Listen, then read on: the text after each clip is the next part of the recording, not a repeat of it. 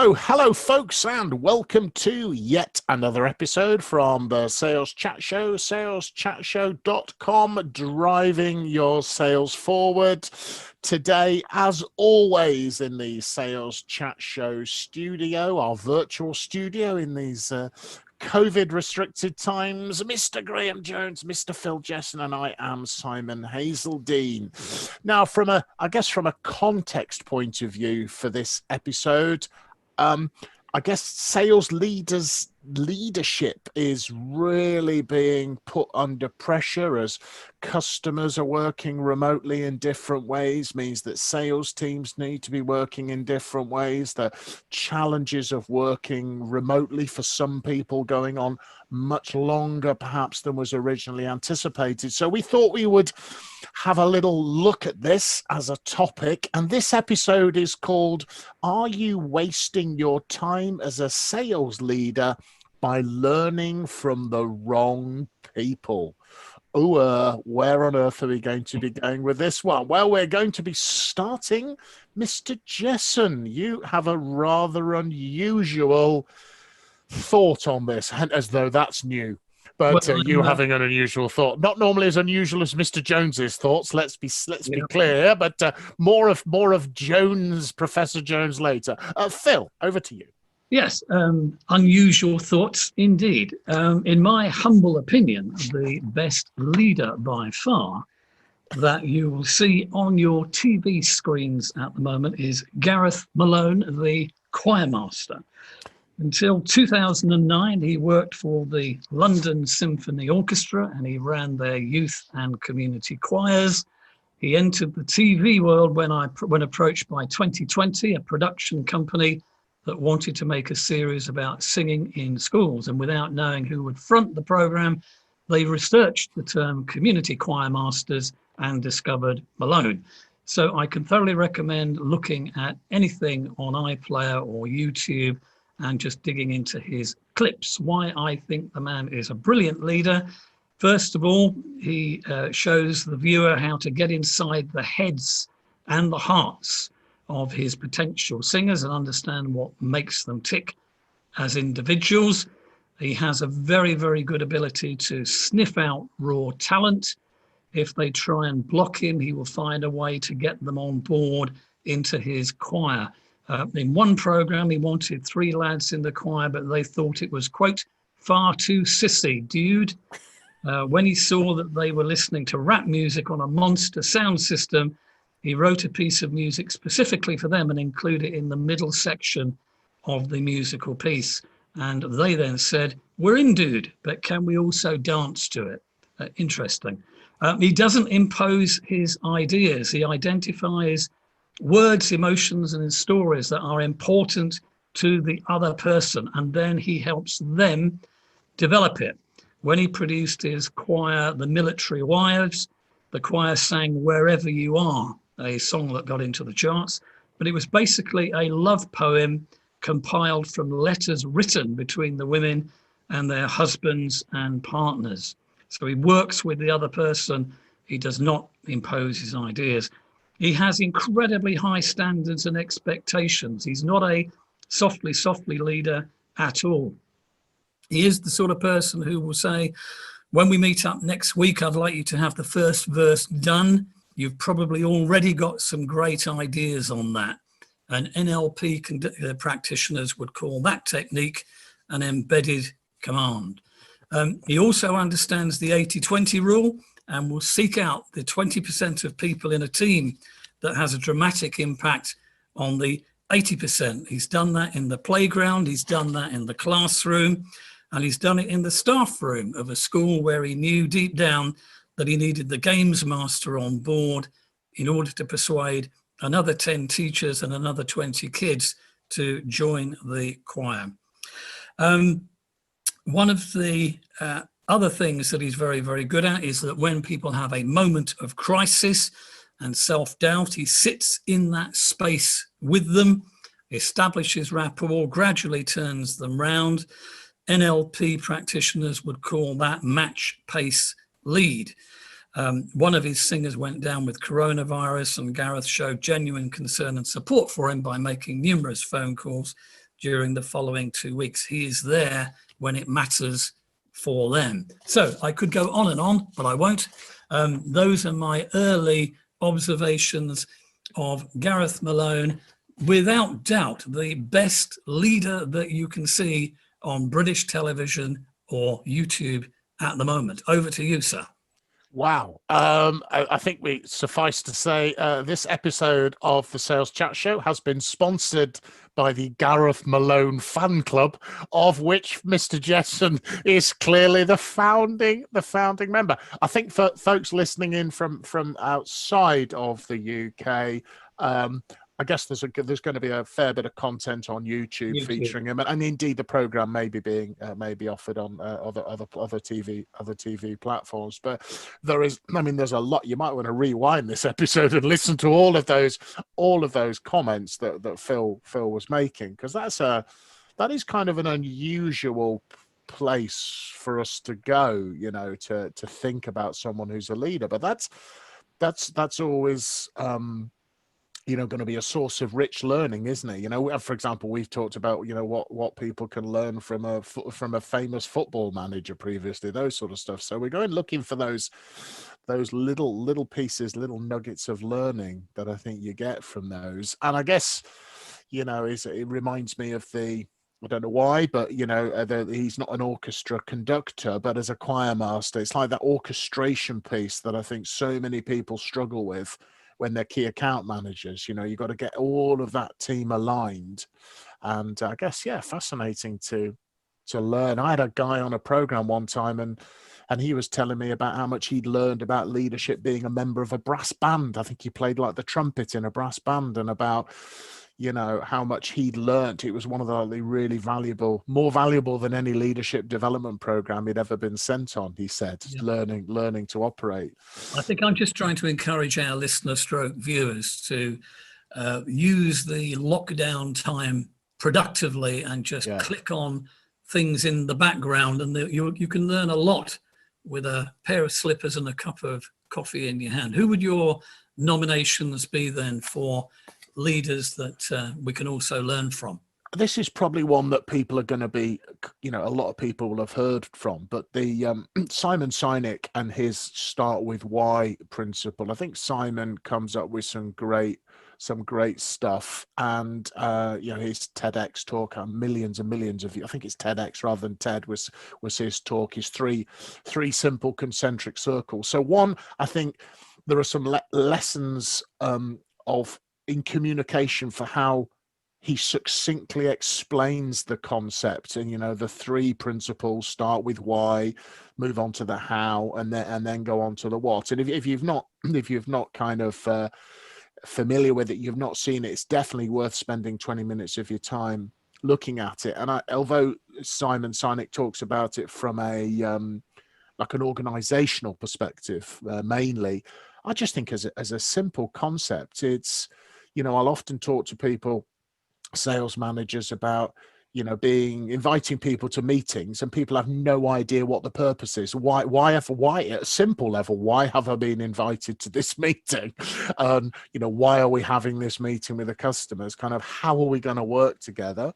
And then what do we want to do? So I'm often make the point that if the first thing I do with someone is ask them to do something, the what, I'm actually not making the most of their sort of motivation and input. I'm relying on their good nature to a huge extent, because I think when people understand why something is important and we've agreed how we're going to be working together, you've got them involved, you've got them engaged, and then they're far more likely to want to go and do the what. So I think it's a great 20 minutes. The book is very, very good as well, and as is his other works, Leaders Eat Last, and I would strongly say that will be a kind of maybe more an obvious choice than yours, Phil, but that's definitely where I'd say spend a few minutes having a look at his words of wisdom. Meanwhile, our good friend Mr. Jones is twitching a bit. I'm waiting. Because do you know what, Phil? It would not surprise me if he had some very strong opinions on the topic of leadership. I don't know about you, but I think we ought to go live now in the studio over to Mr. Graham Jones for his views on leadership. Mr. Jones, the floor is yours. He's starting to resemble the same colour as his shirt. I sat here very patiently listening to that party political broadcast on behalf of the Gareth Malone party. I sat here thinking, I'm afraid that Mr. Jessen has been duped because it's undeniable that Gareth Malone is talented. It's undeniable that the programme that he appears on is very entertaining, dramatic, and he clearly can get the best out of people. But unfortunately, of course, that almost all of what you see is edited. It's chosen by the producers and the directors to paint a particular picture. The program has casting. In other words, they're selecting people who've got good backstories to make it emotional, to make it dramatic, to make it good television. And so judging somebody's leadership skills by what the producers have decided to show us is not necessarily very good.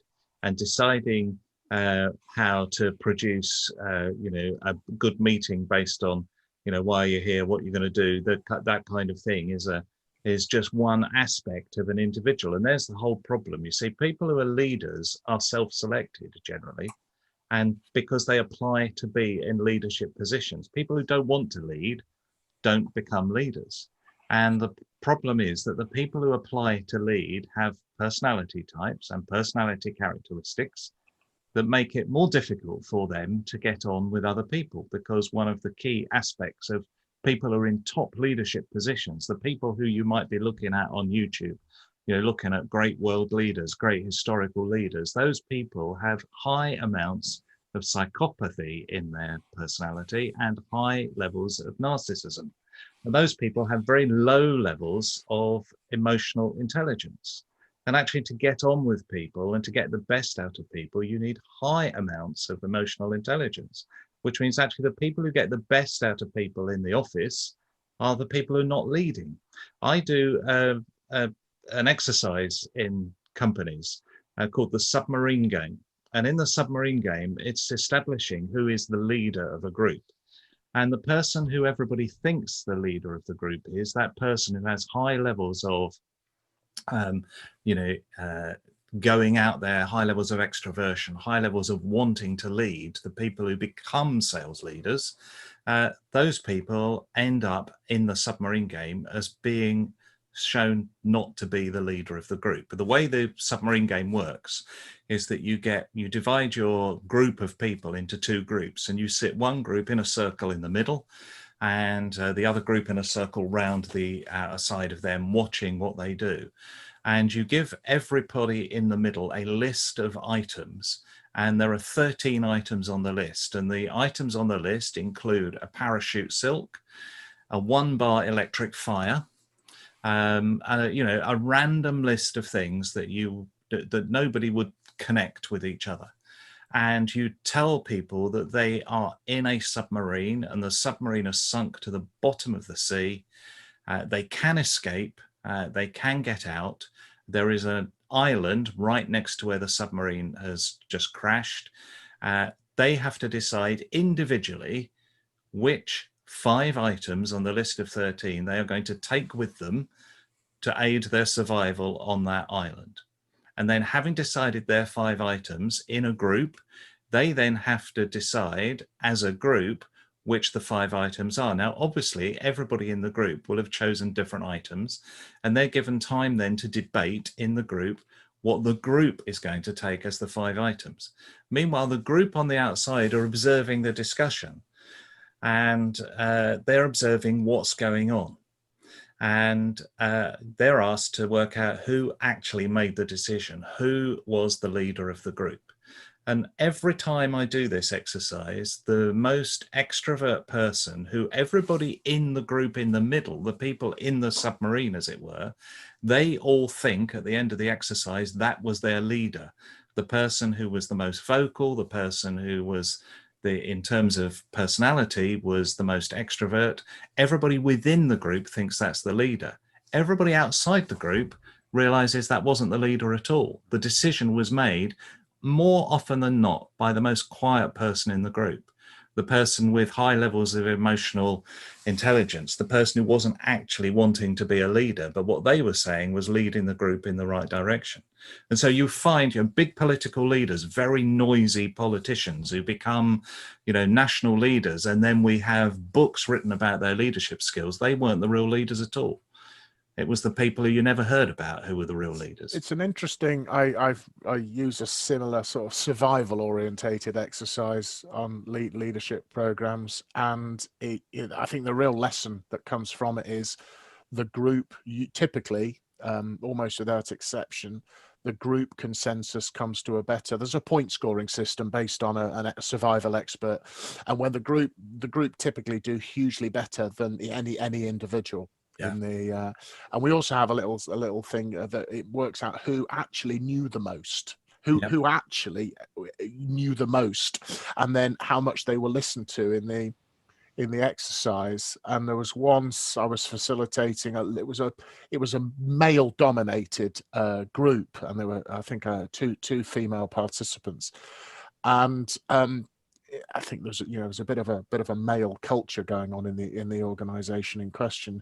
And one particular person who kept on trying to offer their point, one of the female participants, get to be overspoken and shut down by the others. And it transpired at the end that this individual had a score as close as I've ever seen to an actual survival expert.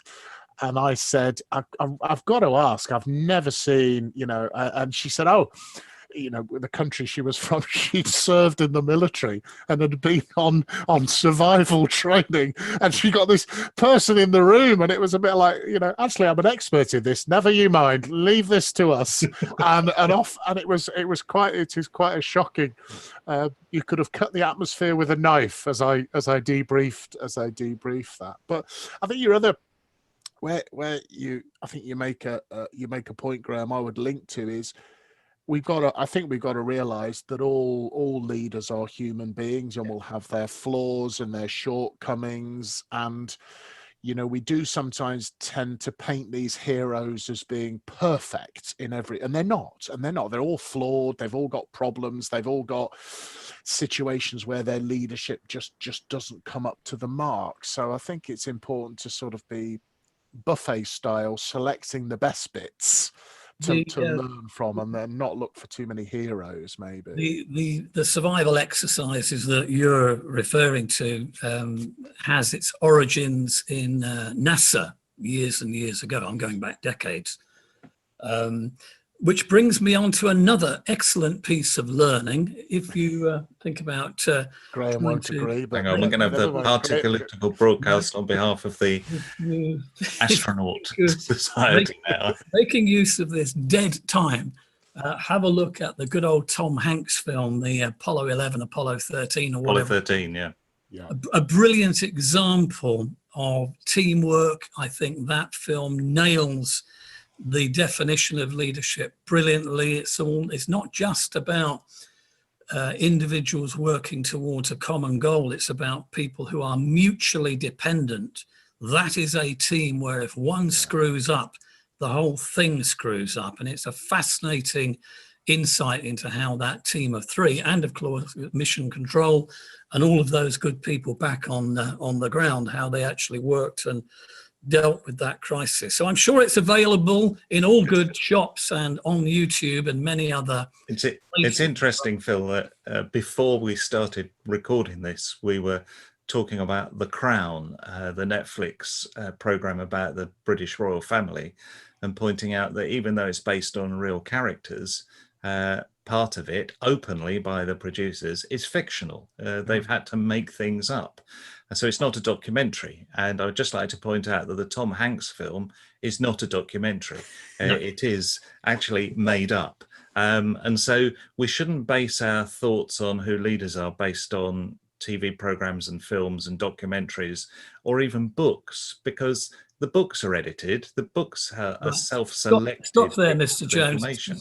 Just stop there, Mr. Jones, because I don't mind if that Apollo film was made up, because it still illustrates some brilliant aspects of leadership and teamwork. But of course, yes, they would have blurred the edges, to say the least. But Look, Yeah. it's what are the our warts and listeners? all. What are our listeners and viewers doing in these difficult lockdown times to improve their learning? That's really the heart Yeah. of what this episode. You have a point there, which I would agree with, that actually they should spend their time looking at lots of different examples. Indeed. Rather than Yeah. just saying, this person is a great leader and I want to be like that person. Yeah. What you need to do is take a little bit of Gareth Malone, a little bit of Tom Hanks, a little bit of any other leader you like to mention, because Yeah. they, as Simon said, they are all flawed. Every leader is flawed,